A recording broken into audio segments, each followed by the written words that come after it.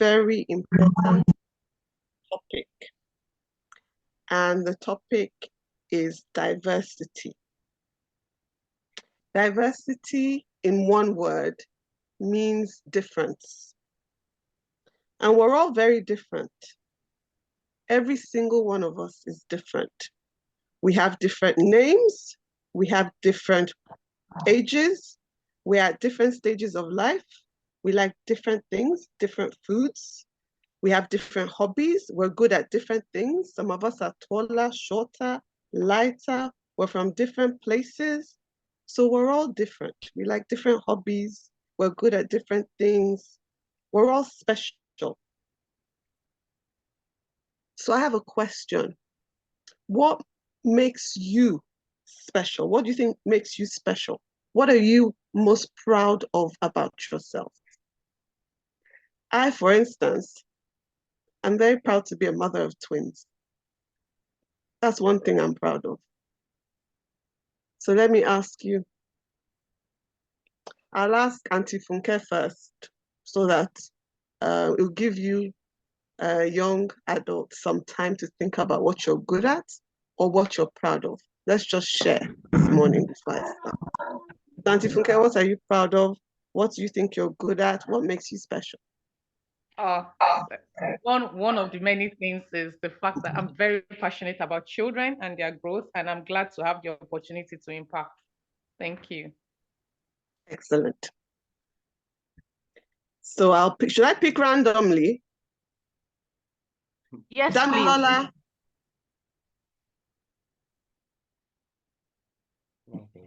Why do you think you're special? Because we're all special.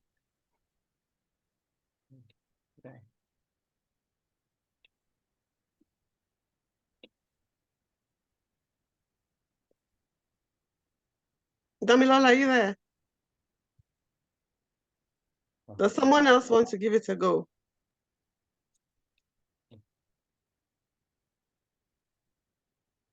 Everyone is quiet. So nobody here thinks they're special. I think can I go? Go ahead, Itohan. So I think the thing that makes me special is the fact that I'm a problem solver. When I get into a place, an organization, or wherever, I like things running smoothly. So if there's a problem, I have a very strategic mind. I can figure it out before people do, and then I tend to provide solution. I'm a solution provider. So I don't just figure out problem. I also come up with solutions. So that's why I think it's special. Excellent. So you've identified yourself as a problem solver. Just a quick, so that's one of our instructors responding. Oh, so one of the participants, guys, do you want me to call names? Please, let's respond quickly. Damilola, you were called. Why haven't you responded? Damilola Golade. Ma'am, here. All right, so respond. Okay, I'm proud to be aspiring to be a law student, probably. Oh, excellent. Okay. So you're proud to want to study law. That's very good. Yes, ma'am. Anyone else? We're all special. That's what I'm trying to get across. You can be a perfect egg maker. You can be very good at making your bed. We're all special. We have something unique about ourselves. So I want you guys to reveal that today so that you begin to understand that everybody's special. Everybody has something unique about them.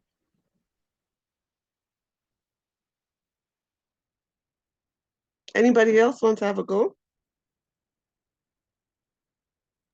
Victor, can you say something? Okay, I think maybe they're still a little shy. Okay, go ahead. I'm not sure. You're not sure? No. First of all, Victor, you have a nice voice. So right there. Yeah. Exactly. You have a nice voice. Okay, so diversity. What diversity actually means, and I said it before in one word, is difference. And what I was trying to portray with that exercise was to show that every single one of us is unique and special. We all have something that we're good at. We all have different things that we like, that are special and unique to us. And most importantly, when it comes to inclusion, everybody belongs. Everybody has something to give. Everybody's part of the team in a broader sense, okay? So what I want all of us to take away from here is that every single person on earth matters. Every single person is unique. They have their own special gift. They're special and they belong. So it doesn't matter what your name is. It doesn't matter who your parents are. It doesn't matter where you were born. It doesn't matter what school you are. As long as you're on this earth, you are special, you're unique, you are part of the diversity of this world, and you should be included in world affairs, and you should be included in teamwork. So whether it is at school, whether it's at home, inclusion is very, very important. So on to my next slide, in which I'm discussing diversity a bit more. I said it already, everybody's different. When it comes to diversity, apart from all of us having different gifts, some of us are also uniquely endowed with some disability. I've allowed us to use the word disability here, but towards the end, I would like us to shift from thinking about disability as being unable to do something to disability being you being specially able to do certain things, okay? Because those that we term as disabled also have their own abilities, which are very unique to them sometimes very general, but it also requires that we accept and include them. So with diversity, we need to focus on our strengths, everybody's strengths, and what they bring to the table. That's why I mentioned inclusion. For diversity to work, it requires that we include everybody. Everybody gets to play on the team. Everybody's input matters. Everybody matters, okay? Let's focus on everybody's ability and not their limitations. Some of us like to talk. Some of us don't like to talk. Some of us are shy. Some of us are not shy, which is evident in, what happened at the beginning. Some of us were reluctant to talk because we're somewhat shy. I hope as we go along, you all will get a lot more comfortable so we can talk about diversity and what it means and how we must embrace diversity, everybody's uniqueness. Now, when we see people with special abilities, which is disabilities, because a lot of us do not know much about that disability, there's sometimes fear. There's sometimes reluctance to interact with people with disabilities. I want to tell all of us here that people with disabilities, a disability is not infectious. Are we aware? If you sit next to a person with disability, you're not going to catch that disability. If you make friends with a person with a disability, you're not going to get that disability. If you work with a person that has disability, you're not going to get that disability. You can share the same bus, the same car, you can eat together. None of their disability is going to rub off on you. So this element of fear, there's a general element of fear in Nigeria that we have that is perceived in the disabled community, that they are not part of us and that we should fear them, we should run away from them. Please, I want us to disabuse our minds. That is, disabuse means let us let go of that thought. They are very much a part of us. Now, disability in Nigeria. Oh, I have so many. Who likes numbers? I don't like numbers, but I thought it would be interesting to give some statistics, some numbers this morning.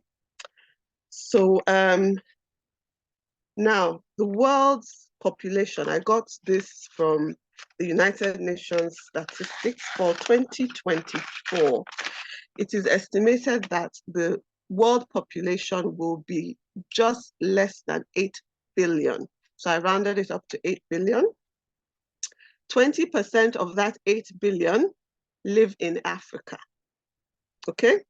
So Africa contains 20% of the world's population.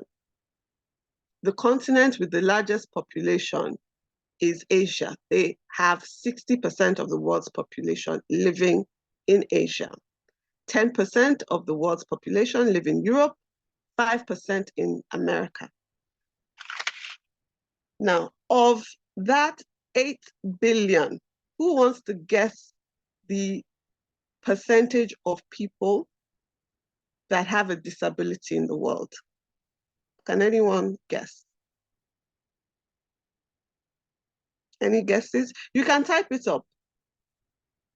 If you're all more comfortable typing instead of talking, that's fine.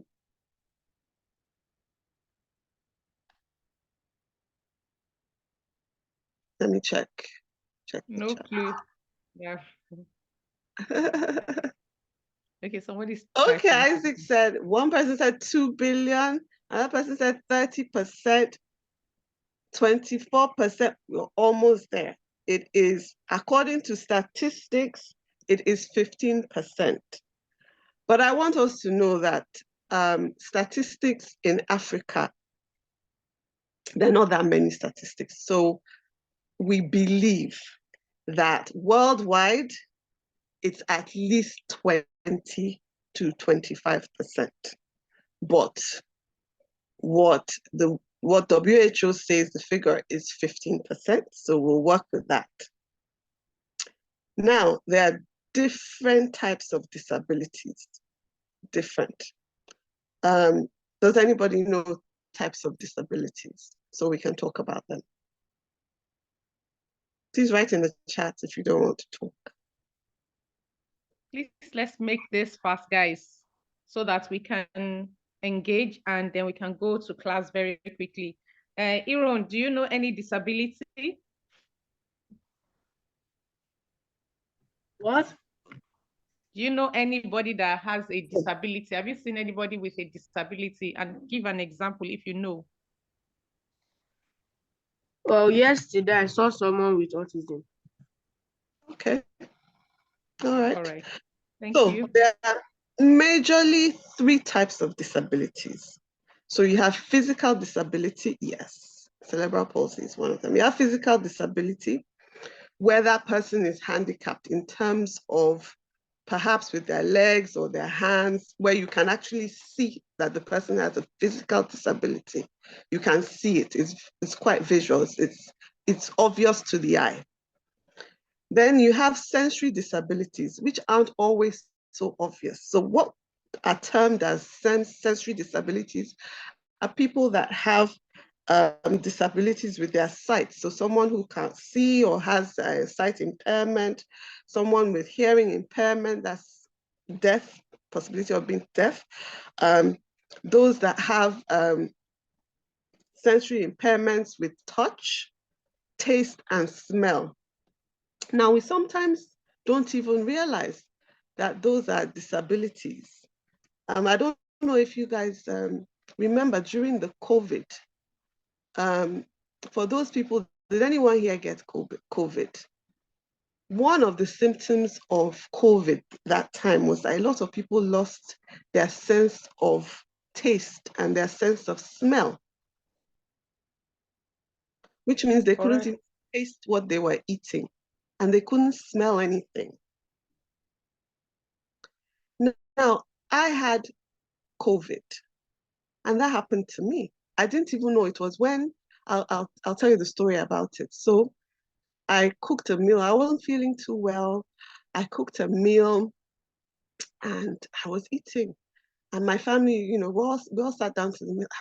And they were all, nobody was, they were like, I said, and this food is tasteless, so I can't taste it. They said, no, mommy, there's too much salt. I said, salt, okay. There's no salt at all. I said, mommy, there's too much salt. I thought, no, you guys are just being fussy. You have to eat this food though. There's nothing wrong with it. In fact, there's no salt. I took salt to prove to them that I thought it was tasteless. I put more salt on my food and continued to eat. The very next day, I think I was cooking something. And you know how I think I turned around to go and answer my phone or something. And the food was burning. I didn't smell it. I didn't smell it. It took my son running down, telling me, Mommy, something is smelling, something is smelling. Rushed into the kitchen, my pot was burning. So you can just imagine the kind of hazards that people that have sensory impairments of smell and taste would have. We tend to dismiss those kind of things, but just imagine they could end up eating rotten food and not knowing, that the food is off because they can't taste it. The house can be burning, they won't know, they can't smell. So those are some, it seems like they're mundane hazards, but they're real hazards to life if you have such sensory impairments.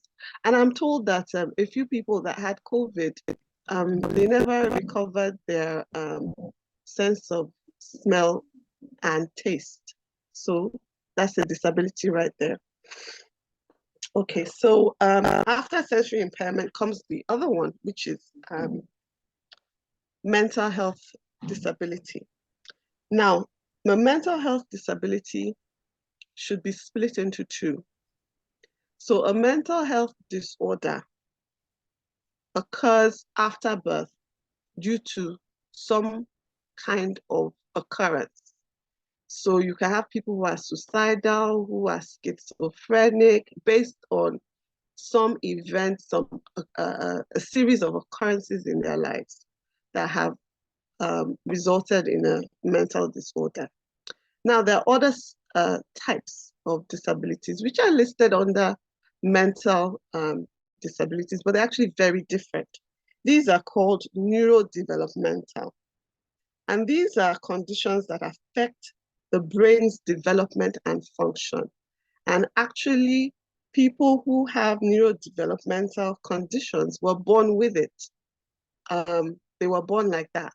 Whereas mental disorders are occasioned by events that occurred in somebody's life. So they're very, very different. And members of the neurodevelopmental community prefer that they are described as neurodiverse, as against being termed having mental disorders.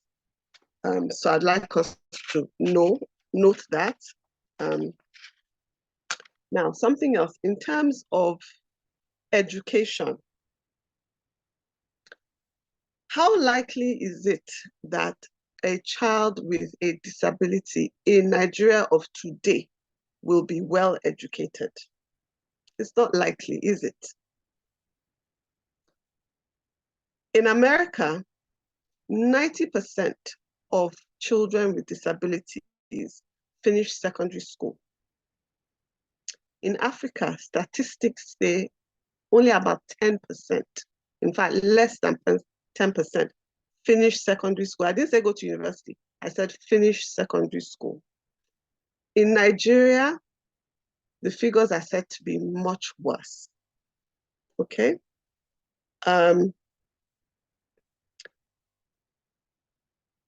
Now, let's go to employment. Employment is even worse. For employment in Nigeria, it is said, worldwide statistics state that at least 75% of people who have no disability are in employment. Whereas people with disabilities, only 2 out of every 5 is gainfully employed. Okay? Now, all of this is because there are, please, can you go back one slide? I'm not done with talking about disabilities. Now, the last point there, I put poverty.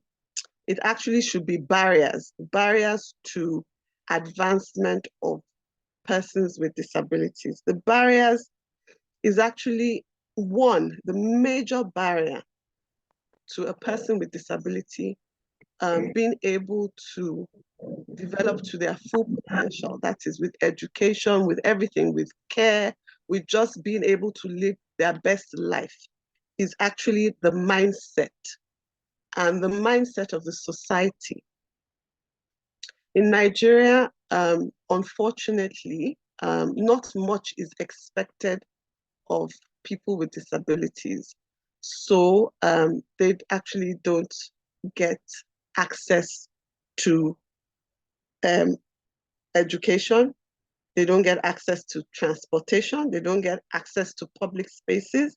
They don't have access to services.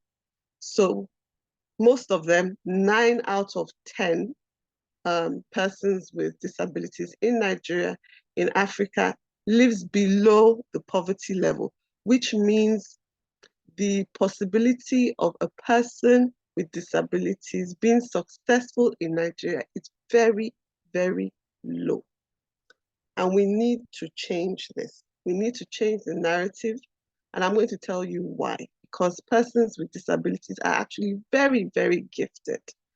And I'll prove this to you. I'll tell you a list of many things people with disabilities have created for us that we enjoy today. Okay, so next slide, please. So I'm going to talk about autism. I think Victor, somebody mentioned that they know somebody or they saw somebody with autism. So yes, autism, like I explained, is a neurodevelopmental disability, which means the person was born with it. And it also means that there's a difference in the way their brain operates, the way they're able to do things. It's a difference, it's not a defect, okay?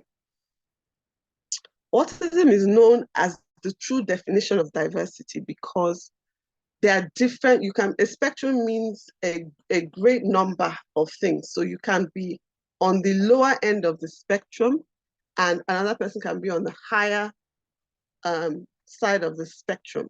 Those of people that are on the higher side of the spectrum are able to go to school. I know several people with autism that have graduated.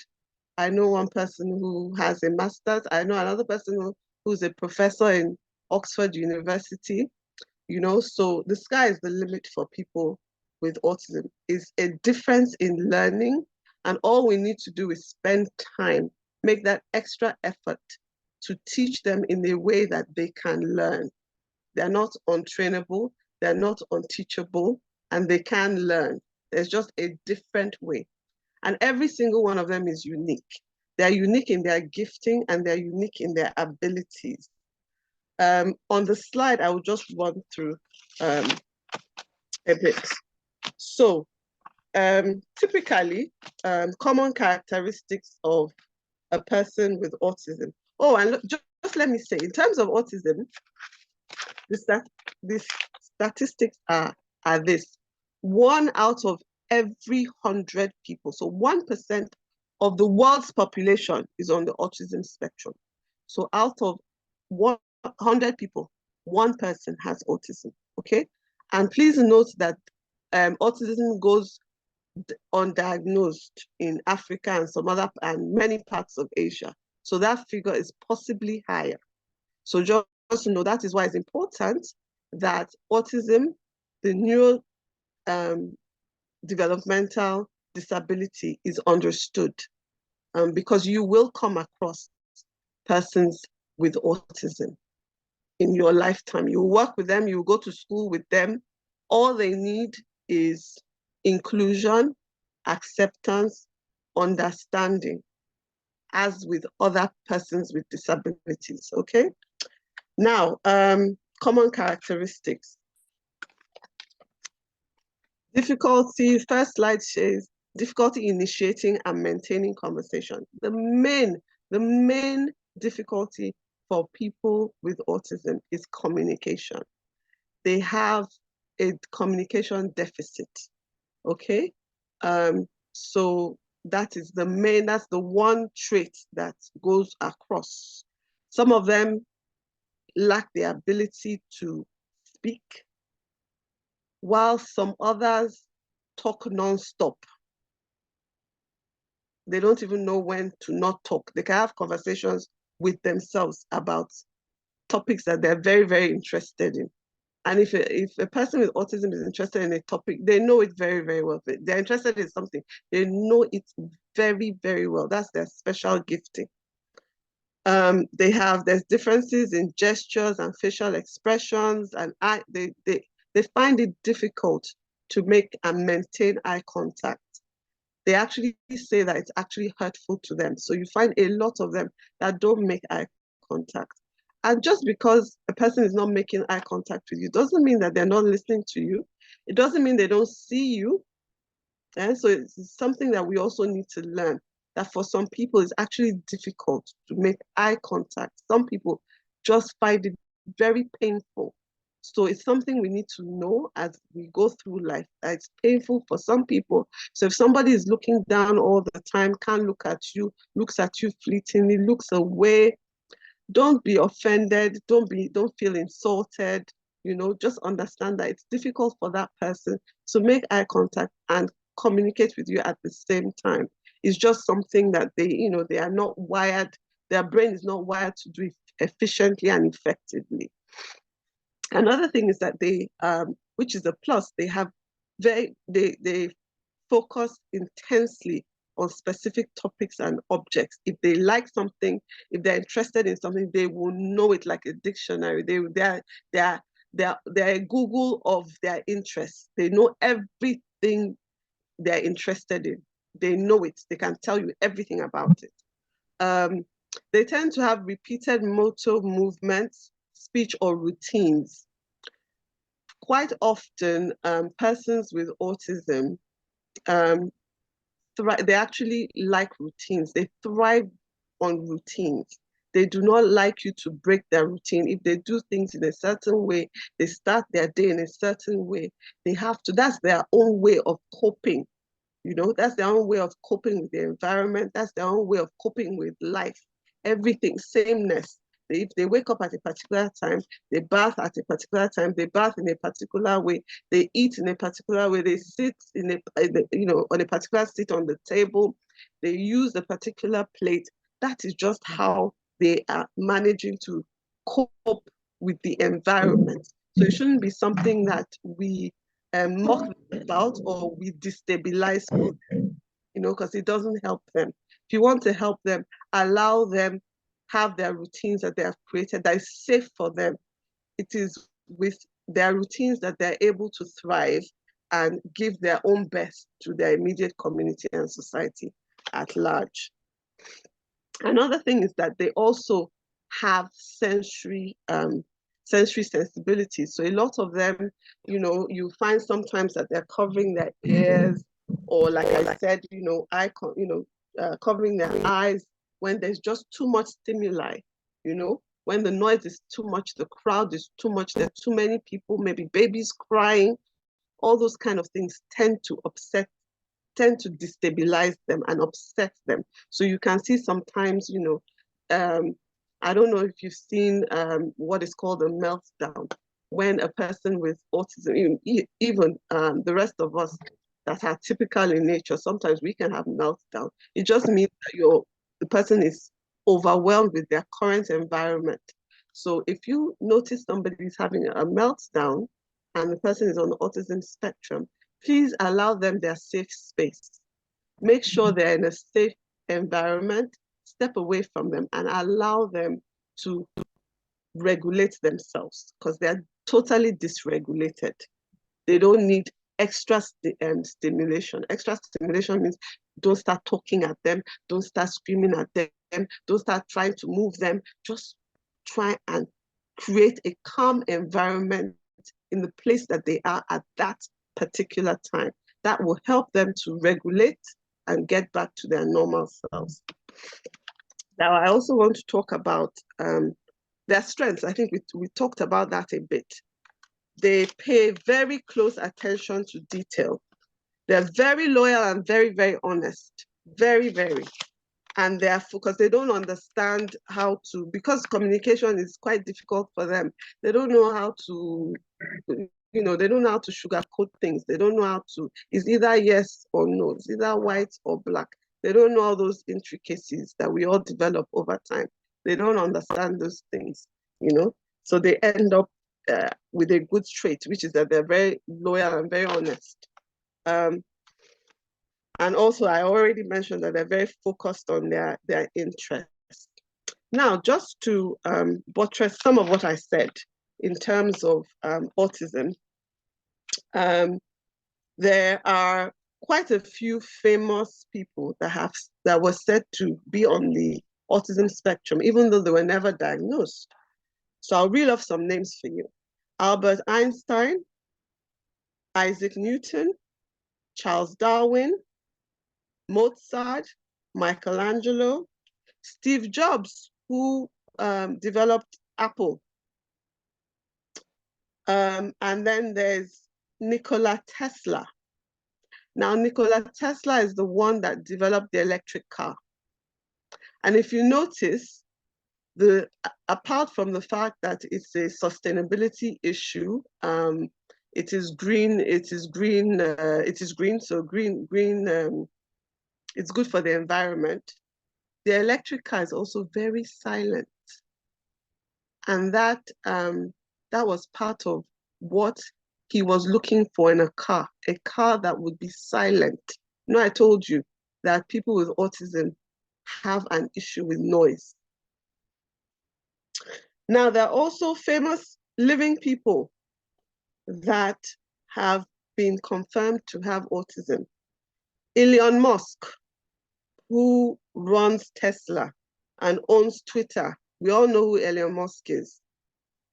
He's on the autism spectrum. He's high functioning, but he's on the autism spectrum, which is why if you've been listening to the news in the last few days, his commentary, you can see that he has no filter. He has communication issues because he has no filter. He doesn't know how not to say some things,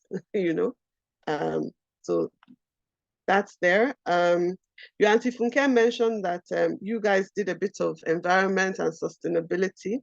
That means you should know Greta Ginsburg, the young lady who is an environmentalist. She is also on the autism spectrum. So that's just to let you know that there are many, there are many people on the spectrum who are doing amazing things, making plenty of money and making their mark in society today. So just imagine all what else these people can do, especially those of them in Africa, if they're given the chance, given the right tools to be the best that they can be. Now, I'll also talk about ability. So this brings me towards the end of my discussion. What I want us to remember is that there's ability in disability. We must remember that. Everyone is different and everybody belongs. I'll give you some other instances of people with disabilities that have created things that are very important and useful to us today. So Alexander Graham Bell, he's the person that invented the telephone. He had a disability. He had hearing issues. Thomas Edison, that invented battery and the light bulb, he had a hearing disability. There's a man called Ray Kurzweil. He was blind. He developed speech recognition, the speech recognition software enabling voice to text functionality today that we see in all our devices, okay? Was developed by a person with disability. There is Vint Cerf. He created the Internet Protocol, IP, enabling data transmission over the internet. That's the person with a disability. There's Hossein Rahman. He had a hearing disability. He created the Bluetooth handset. Closed captioning was created by Malcolm Norwood. He was hearing impaired. Closed captioning today is vital to all of us. We see the words come out on our television screens. That was developed by somebody who, that is Malcolm Norwood, who had a hearing disability. So persons with disabilities have their own abilities. They're able, but they have abilities. So they should not be minimized in any way. We need to embrace their diversity and include them in today's world for our general progress and sustainability. We need them. They are a special breed of genius. So we need them to develop many things for us and to help us in the world as we go along. Now, the last picture I put up there is of this young lady, my daughter. My daughter is on the autism spectrum. It's not written on her face. It's not written on her face. She has no physical disability, but she's on the autism spectrum. I hope when you come across persons like her, just because it's not written on the face, doesn't mean that somebody doesn't have a disability. So we need to learn to be kind and understanding, and also aware that there are people with disabilities that you cannot see. So kindness is important. Kindness is very important in this world. And the embracing of everybody and the understanding and acceptance that we're all different, we have different gifts. But all these gifts, if we all come together and harness them, they're for the greater good of all of us. So that brings me to the end of my discussion and presentation with you today. I'm available for questions if you have any. First, I'm going to say thank you so much. Thank you so very much. It's been awesome. The time, the number of minutes we have spent already, it's been amazing. I want to quickly chip in that, so we have a few people that are not residents in Nigeria joining us. They're actually in the UK, but I'm sure they have taken in some of the information. So it wasn't so much, it's not so much of a loan for Africa, but to be aware, like you have helped us to realize. It was more generally also for those that reside in Nigeria and even outside of Nigeria. Note that in Nigeria, we have now corrected it, like Mrs. White told us at the beginning. She has decided to use the word disability so that you can all understand it. But the whole world is moving away from that, including Nigeria. And rather than call people that have, most especially physical disability, anybody with disability, you don't call them, they actually call them now with people living with disability. So it's more of the acronym, as opposed to saying disabled people, which sounded very derogatory and wasn't helping the community. Now, if you guys hear people living, that's PLWD. Yes, that's what the community is called, PLWD. For Nigeria, that is the terminology. And you've come to understand now that there are three main categories. Some you can see, some they are born with it, some situations in life cause it for them, and things like that. So please, can you drop an emoji? If you can unmute. Can you drop an emoji to say thank you, thumbs up, clap your hands, while I will give room for people to either say thank you or ask a question if you can. Thank you, Darasimi, for clapping. You were the first person to respond. Fantastic. Yes.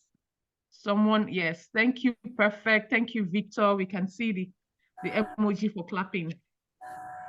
Any contribution, please, somebody should unmute and say something. Thank you, Olaoluwa. Yes. Toby, I thought you wanted to say something. I saw you on mute. Can you unmute and just say something, either summarize or say thank you, so that we can let her go and we can go into class this morning. Thank you very much, Ma. Okay, thank you. Who else? Can somebody, let me see, Shemilore or Zainab? Okay, let me call Zainab. Zainab, do you want to summarize or say thank you, or just tell us what you picked in particular, and then we will finish this section and move on quickly.